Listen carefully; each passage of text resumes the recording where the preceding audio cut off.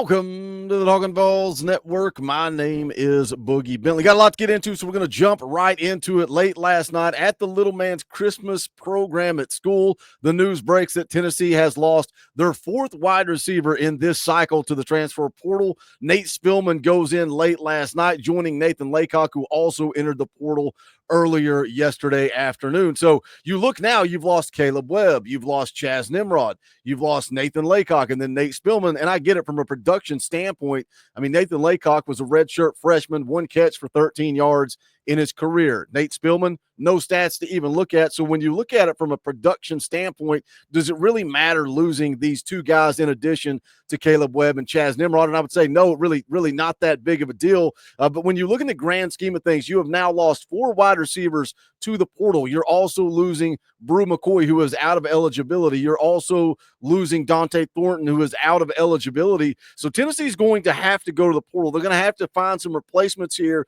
And some of you guys are maybe playing chess in the chat, while some of us, myself included, yesterday when Laycock entered the portal, maybe I'm sitting back here playing checkers. I'm thinking about, man, what are we going to do? We got to go. We got to definitely make some moves here. And some of you guys said, hey, pump the brakes. But I think there's a little bit of back and forth here. Some people are in panic mode about this wide receiver room, and some of you guys are saying, hey, I remember last year, y'all want to talk about the secondary from a year ago when we had an overhaul, when guy after guy after guy was leaving the same room? We traded Christian Conyer, Deshaun Rucker, Warren Burrell, Brandon Turnage, and some other guys. We traded those for Jacoby Thomas, Jalen McMurray, Jermod McCoy. I think we did pretty good there. I think we upgraded. Some of the younger guys stepped up. Boo Carter got on the field as a true freshman. Christian Harrison started to make some plays. You look at what that secondary did this year compared to a year ago. In 2023, the secondary gave up 221.46 yards per game. In 2024, we upgraded to 178.7 yards per game. That's 17th in the country. You're talking about a 40 yards per game difference from this secondary from 2023 to 2024. And if you look at 40 yards, that would take you from 17th in the country this year to 72nd in the country this year. So I think we did a pretty good job upgrading at that wide receiver position. But from the flip side, I can get not panic. I'm not in panic mode at all. I'm not in panic mode. I trust this coaching staff, as generic and cliche as it sounds. But when you look at the wide receivers that are entering the portal, the frustration comes from not necessarily production value. It comes from a lack of development, right? You look at a guy like, and we could, Nate Spillman, 3-star prospect, number 1,300 player in the country overall. Look, we all know that they recruited Nate Spillman so they could get little brother Edwin Spillman on campus. Let's just call it what it is. Chaz Nimrod was a 3-star prospect, 415th in the country. You look at Caleb Webb and Nathan Laycock. Both 4-star guys, both in the on 300. Caleb Webb was 217th nationally. Nathan Laycock, 75th nationally. Those are elite guys. Those are blue chip prospects, and there was a lack of development there. So again, does the lack of development, does that fall on Kelsey Pope? You know, it's very similar to Glenn Ellerby. You're going out, you're recruiting guys, you're getting guys, but you're not seeing that development. And I get there's all kinds of angles we could have this conversation about, right? We could talk about the rotation at wide receiver and how Josh Heupel only plays a select few guys. So if you're not getting on the field, you're going to go look for playing time elsewhere. I understand that conversation, although I think Josh Heupel played quite a few more wide receivers this year. Now, was that because of rotation or was that because of a need because of injury, right? You saw guys like Dante Thornton. You saw guys like Brew McCoy get banged up, which created opportunities for a guy like Chaz Nimrod who didn't necessarily capitalize on them, right? Let's be honest, guys. Chaz Nimrod at times made plays. At times he didn't. I think this coaching staff is looking for consistency at the wide receiver position. They are looking to upgrade the wide receiver position. After the 2023 season, yeah, we were throwing a lot of darts at Joe Milton, but we were also talking about this secondary and how they struggled and how they needed to improve. There was mass panic when everybody went into the portal, and then this coaching staff went and they evaluated, and they got guys that could come in and make an impact, and that's exactly what happened. Now we look at the wide receiver room. Let's go back. Let's look at the 2024 season. We were praising this defense. We were living on defense. We were living on DSAMP. But the passing game was where we struggled. We couldn't put it together in the passing game. And yeah, sometimes that was on Nico. Some of that was on Nico, but it was also on the wide receivers at times. We need more consistency. We need a playmaker. We need a big-time player. So I get the frustration with development. I'm on board with that. I'm not in panic mode because I think this is very similar to the secondary from a year ago. You got to trust Josh Heupel. And I said this in the live stream earlier this week. You know, you look at the guys that they've lost in the portal.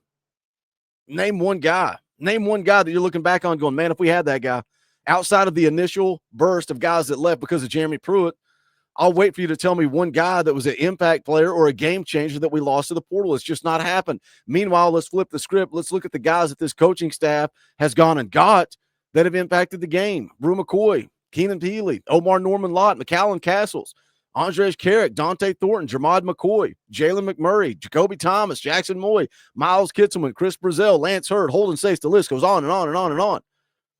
And then you could even look at that list, right? We see the big time playmakers go in the portal. We see the former 5 stars. We see, and we say, hey, we got to go drop the bag. We got to go drop the bag. How many of these guys that Tennessee brought in flew under the radar? Guys like McAllen Castles, guys like Omar Norman Lott, guys like Jalen McMurray, even Jermod McCoy. Yeah, we did the film breakdown here. Coach Jay super high on Jermod McCoy, flew under the radar.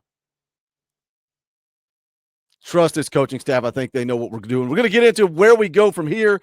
Rumors of a potential visit. Is that going to go through? Let's talk about it. But as always, I need you guys to do the YouTube stuff for me. Smash the thumbs up just below the video. Quick, free, easy, helps the channel, and I would appreciate it. If you're new to the Talkin VAWLS Network, welcome. We're not experts here. We're not insiders. We're not media. We don't pretend to be that. We are who we are, and that is fans. We are just like you guys in the chat. That's why I love the conversation yesterday. I love the conversation when Nathan Laycock goes in the portal, and I'm talking about how we got to go find the right guy. And then you guys are pointing out saying, hey, Boogie, this looks just like the secondary. That's a good point. For the fans, by the fans. We are a community here. We're not talking at you guys. We talk with you. So if you like that style, you like what we do, make sure you subscribe. Click the bell for notifications. You won't miss out when we go live or when we drop a video. We're going to be live Sunday night, 7 p.m. Eastern time for the fan call-in show. So make sure you tune in, dial in for that. So yesterday, after Nathan Laycock entered the portal, there was rumors of a potential visitor. We know this for a fact. Tennessee is targeting interior offensive lineman, and this guy goes in the portal. TJ Shanahan, 6'4", 330-pound interior offensive lineman. This is exactly the type of player that you want. He was a 4-star coming out of high school, top 200 guy, 11th best interior offensive lineman in the country. He's a redshirt freshman, played in 6 games this year, started in 2, 1 at guard, 1 at center, 3 years of eligibility. As quickly as this thing got off the ground, it got shut down. The news came out. It legit broke 30 minutes after he booked his flight, and then less than 4 hours later, the visit's canceled. So I don't know if this is a money deal. I don't know if Shanahan, I think he's going to Florida. I think he's taking a visit to Florida. I don't know if the money at Florida is, they must have deep pockets. They're spending a lot of money down there in Florida. So as quickly as this one developed, it got shut right back down. So TJ Shanahan, as of now, will not be visiting. So where do we go from here? Well, all we know right now is the only guy that we have scheduled to visit is Josh Thompson. That's the interior offensive lineman from Northwestern, 6'5", 301 pounds, visiting Michigan State, Auburn, Ohio State this week, Michigan, Tennessee, South Carolina, and LSU next week.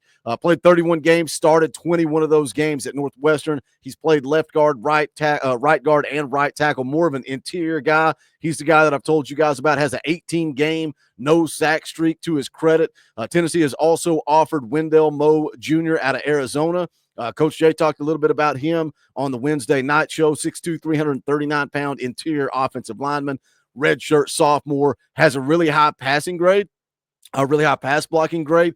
So we'll see if anything develops there, if a visit comes out of that. But there's another guy that's floating around on Twitter, and this is a guy that Coach Rice talked about on the Wednesday night show. That's South Alabama true freshman running back Fluff Bothwell. He's entered the portal, and you can see the graphic there from Hayes Fawcett on the screen that he has been reached out to by Tennessee. So we'll see if anything develops here. He's 5'10", 219 pounds, 3-star coming out of high school in the class of 24, but actually listed as a 4-star prospect in the portal, 111 carries, 832 yards, 13 touchdowns, averaged 7.5 yards per carry at South Alabama, also added 13 catches for 92 yards. We'll see what happens with the running back room. A lot of this is going to depend on Dylan Sampson. Now, I think Dylan Sampson is off to the NFL.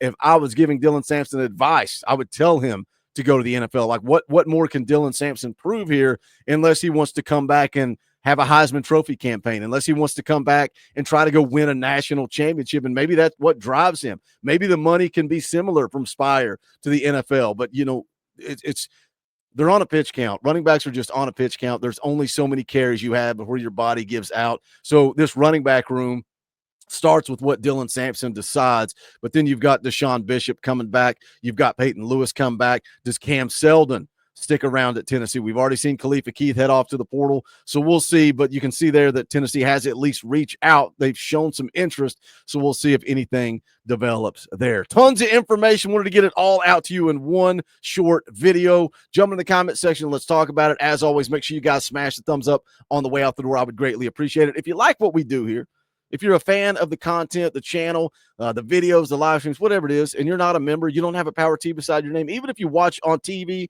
you watch wherever, think about hitting that join button. Just get out your phone, sign into your Google account, hit the join button. It's right down there beside subscribe. There's also a link in the description. Those memberships are what keeps this show going. When we go into the off season, it's not as big, right? You don't have the post-game shows and all the live streams, but we cover recruiting, full steam ahead, transfer portal, film breakdowns. We do watch parties. We try to do live commitment videos, all kinds of fun stuff. So if you like what we do, think about hitting that join button, and I would greatly appreciate it because we can't do this without the members, and I'm grateful for every single one of you. There's also a link to the merchandise for the Talkin VAWLS Network down in the description below. That is going to do it for this one. This is the Talkin VAWLS Network. My name is Boogie Bentley. Go Big Orange.